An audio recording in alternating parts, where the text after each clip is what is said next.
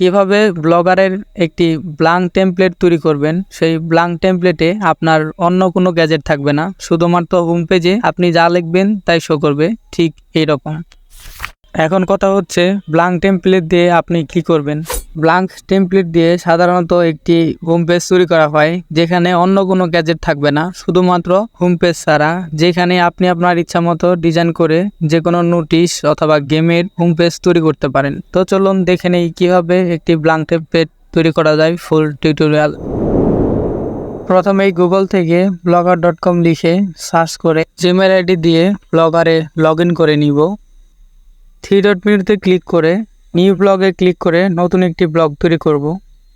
এখানে ব্লগের টাইটেল দিব, তারপর ব্লগের অ্যাড্রেস দিব।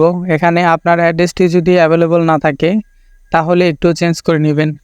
সেভে ক্লিক করে দিলে আমাদের নতুন একটি ব্লগার সাইট তৈরি হয়ে যাবে। এখন আমাদের ওয়েবসাইটটি ব্ল্যাঙ্ক টেমপ্লেটে তৈরি করার জন্য থিম থেকে কাস্টমাইজ, এরপর এডিট HTML এ ক্লিক করব। ডেস্কটপ মোড করে সবগুলো কোড সিলেক্ট অল করে রিমুভ করে দিব। এরপর ব্লগারের ব্ল্যাঙ্ক টেমপ্লেট স্ক্রিপ্টটি এখানে পেস্ট করব এবং সেভ করে দেব।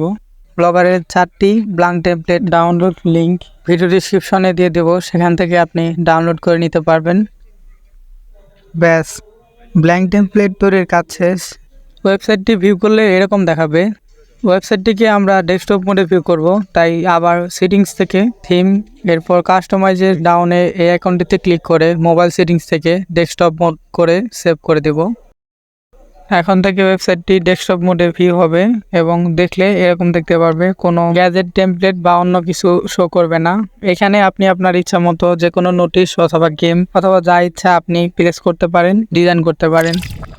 পরিশেষে বলি, ব্লগার স্ক্রিপ্টগুলো আমার নয়, ইন্টারনেট থেকে শেয়ার করা। ভিডিওটি শেষ। যদি কিছু জানার থাকে তাহলে কমেন্ট করে জানাবেন। ধন্যবাদ। আসসালামু আলাইকুম।